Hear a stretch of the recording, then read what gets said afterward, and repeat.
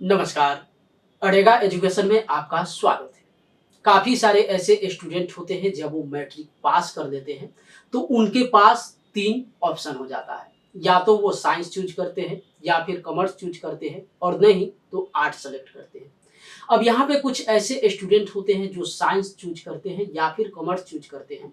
तो वो सोचते हैं कि हम अच्छे दिशा में अपना स्टडी कर रहे हैं। वो अपने आप को जो है ब्रिलियंट समझते हैं। लेकिन वहीं काफ़ी सारे ऐसे स्टूडेंट होते हैं जो आर्ट्स सेलेक्ट करते हैं और उस स्टूडेंट को जो साइंस और कॉमर्स वाले होते हैं वो सोचते हैं कि या तो ये भोंदू स्टूडेंट है, इसको पढ़ने में मन नहीं लगता होगा, पढ़ाई ये ठीक से नहीं कर पाता होगा, इसी को लेकर ये आर्ट्स ले लिए हुआ है। या फिर वो सोचते हैं कि हो सकता है इसके पास ज़्यादा पैसा नहीं होगा, इसके पेरेंट्स जो है इसको अच्छे से नहीं पढ़ा सकते हैं, इसी को लेकर जो है ये यहाँ पे आर्ट ले लिया हुआ है। तो आखिर इसके बैकग्राउंड की कहानी क्या है? क्या ये वाक़ई में सच है जो आप सोच रहे हैं? या फिर इसके पीछे की थ्योरी कुछ और ही है, वो आप इस वीडियो में जानने वाले हैं। काफ़ी सारे ऐसे स्टूडेंट होंगे जो सोच रहे होंगे कि ऐसा मुद्दा नहीं है। हम आपको बता दें कि ये बिल्कुल 100 नहीं 110% फैक्ट मुद्दा है। जब यहाँ पे 12 में स्टूडेंट नामांकन लेते हैं या फिर आगे की ओर स्टडी करते हैं या फिर आप किसी से पूछ लीजिए कि आपकी पढ़ाई कितनी हुई है, तो जब वो बीएससी बोलते हैं, एमएससी बोलते हैं, तो आपके मन में उनके लिए एक आदर बढ़ जाता है। आपको ऐसा लगता है कि चलिए अच्छे डायरेक्शन में जो है पढ़ाई किए हुआ है, अच्छा डिग्री प्राप्त किए हुआ है। लेकिन वहीं आपको कोई बोल देता है कि हम बीए किए हुए हैं या फिर एमए किए हुए हैं, तो आपको लगता है ये कौन सी बड़ी बात है, आर्ट्स ले लिया हुआ है और बिना पढ़े लिखे जाकर एग्जाम दिए हुआ है और यहाँ पे पास हो गए हुआ है। तो इसके पीछे की जो कहानी है वो बड़ा ही पेचीदा है। जितना आप आसान समझ रहे हैं उतना आसान नहीं है। एक सबसे बड़ी बात हम आपको बता दें कि देश का सबसे बड़ा टॉपेस्ट एग्जाम, सबसे बड़ा हार्डेस्ट एग्जाम जिसको आप यूपीएससी का नाम देते हैं। यूपीएससी में अधिकांशतः जो आप स्टूडेंट देखेंगे उसमें आर्ट्स वाले ही आपको देखने को मिल जाते हैं। तो इसका मतलब ये नहीं होता है कि जो आर्ट्स की तैयारी करता है वो स्टूडेंट कमजोर होता है या फिर उनके पेरेंट्स जो है उनको पढ़ाई पे खर्च नहीं करना चाहते। हाँ, हो सकता है उस कैटेगरी में कुछ ऐसे स्टूडेंट जरूर होंगे क्योंकि जो साइंस और यहाँ पे कॉमर्स लेते हैं उनके पास एक बोझ होता है। वो बिना कोचिंग, वो बिना वहाँ पे ट्यूशन के आगे नहीं जा सकते हैं। आर्ट्स वाले नॉर्मली गेस्ट पेपर खरीद लेते हैं और वहां से वो रट कर एग्जाम दे देते हैं। लेकिन ये उनके लिए होता है जिनको सिर्फ एक डिग्री चाहिए, सिर्फ यहाँ पे बीए कर लेना है, एमए कर लेना है, तो वो भले ही गेस्ट पेपर से वहां पे पास कर सकते हैं।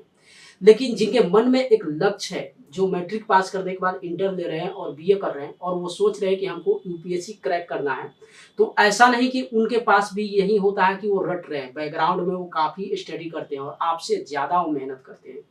तो आपके मन में जो सवाल था कि साइंस और कॉमर्स से काफ़ी ईजी जो है यहाँ पे आर्ट्स होता है, ये आप बिल्कुल भूल जाइए।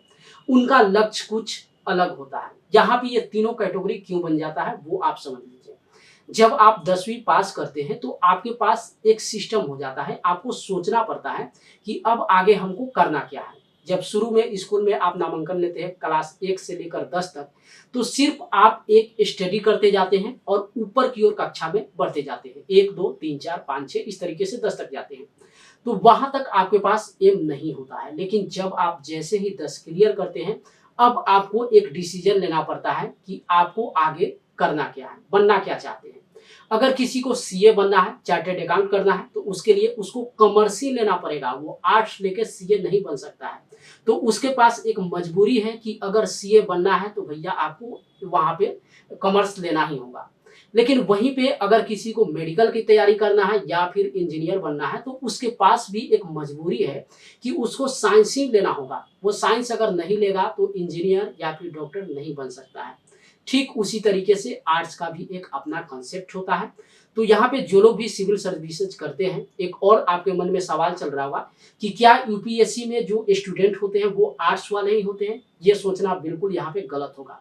हम आपको बता दें, वैसे स्टूडेंट जो एमबीबीएस डॉक्टर है, जो यहाँ पे यूपीएससी क्रैक कर चुके हैं, या फिर जो लोग यहाँ पे आईआईटी में है, वो लोग यूपीएससी में पार्टिसिपेट कर सकते हैं। तो आप ये बिल्कुल मत सोचिए कि अगर यूपीएससी क्रैक करना है तो उसके लिए आर्ट्स लेकर पढ़े तो हम पास कर जाएंगे। ऐसा बिल्कुल ही नहीं होता है। हम आपको पहले ही बताए हैं कि यूपीएससी देश का सबसे हार्ड एग्जाम है। तो वहाँ पे आप नॉर्मली उसको नहीं निकाल सकते। हाँ, कुछ स्टूडेंट हैं जिनके मन में सवाल होता है कि हम यूपीएससी क्रैक करेंगे, तो चूंकि यूपीएससी का अपना एक सिस्टम है, वो डिग्री डिमांड नहीं करता है। अगर आपको किसी जिला का डीएम बनना है, आपको जो है एसपी बनना है, तो आप इंटर में कितना परसेंटेज लाए हुए हैं, बीए में कितना परसेंटेज लाए हुए हैं, यूपीएससी में परसेंटेज नहीं देखा जाता है। यूपीएससी सिर्फ ये देखता है कि आप यूपीएससी में भाग लीजिए और एग्जाम को क्रैक कीजिए। अगर आप एग्जाम को क्रैक कर लेते हैं तो आप अपने रैंक के हिसाब से वहां पे जो है पद पे विराजमान हो सकते हैं। तो यहाँ पे एक यही ऑप्शन है कि अगर आप बैंकिंग क्षेत्र में जाएंगे या फिर रेलवे में कहीं पे जाते हैं तो वहां पे एक मार्क्स डिसाइड किया गया है। अगर आपको एयरफोर्स बनना है, नेवी बनना है, तो वहां पर भी परसेंटेज खोजा जाता है। ऐसा नहीं कि 30% ला के आप एयरफोर्स में चले जाएंगे। जाते हैं वो लोग जाते हैं जो नॉन क्षेत्र में जाते हैं या फिर जो लोग कास्ट वाइज जो है वहां पे होते हैं। लेकिन अगर आप जनरल कैटेगरी से आते हैं तो उसके लिए आपको आईएससी में मिनिमम जो है 60% से ऊपर रैंक्स लाना ही होगा, तभी आप एयरफोर्स में क्वालिफाइड हो सकते हैं। तो वहां पे एक परसेंटेज जरूर डिमांड किया जाता है। लेकिन चूंकि यूपीएससी है, देश का सबसे हार्डेस्ट एग्जाम है, लेकिन यहाँ पे सिर्फ एक मौका मिल जाता है स्टूडेंट को कि यहाँ पे परसेंटेज नहीं खोजा जाता है। तो जो तेज स्टूडेंट होते हैं, जो माइंड से सच में बिल्कुल यहाँ पे ब्रिलियंट होते हैं, वो सोचते हैं कि मैट्रिक पास करने के बाद जो लोग 2 साल अपना समय व्यतीत कर रहे हैं साइंस में या फिर कॉमर्स में, जहाँ पे आप 12 की तैयारी करते हैं, वो आर्ट्स वाला क्या करता है, आपसे ज्यादा दिमाग लगाता है और वो 2 साल अपना जो है 12वीं क्लास में कोचिंग लेके तैयारी नहीं करता है। वो 2 साल क्या करता है, यूपीएससी की तैयारी में लगा देता है। वहां पे वो अलग से कोई कोचिंग कर लेता है। आपको मालूम होगा कि जब आप 12 के बाद ऊपर की ओर जाते हैं या फिर किसी कंपटीशन में पार्टिसिपेट करते हैं तो मैथमेटिक्स वही होता है, क्वेश्चन वही होता है, लेकिन सोल्व करने का तरीका जो है वो शॉर्टकट काम करता है, शॉर्टकट ट्रिक होता है। पहले जो मैथमेटिक्स आप एग्जाम में बनाते थे या फिर क्लास में सोल्व करते थे, वो अब आपका रूल नहीं चलने वाला है। जो मैथ को बनाने में 10 मिनट का समय लगता है, उसको सिर्फ 1.5 मिनट में बना के आपको क्लियर करना होगा। तो उसके लिए क्या काम करना पड़ता है, शॉर्टकट ट्रिक अपनाना पड़ता है। जो 2 साल आप 12 की तैयारी करते हैं, वो आर्ट्स वाला क्या करता है, वही 2 साल शॉर्टकट ट्रिक को सीख लेता है और जाकर वहां पे यूपीएससी एग्जाम को जो है क्वालिफाई कर लेता है। तो जो आपके मन में सवाल चल रहा था कि हम अगर साइंस या फिर कॉमर्स ले लिए हुए तो हम ब्रिलियंट स्टूडेंट हो गए हैं और जो लोग आर्ट्स से हैं वो ब्रिलियंट नहीं है, ऐसा बिल्कुल नहीं है। उसके माइंड में अपना सवाल चलता है, उसको क्या करना है, उसके हिसाब से वो लोग अपना जो है कैटेगरी सेलेक्ट करते हैं।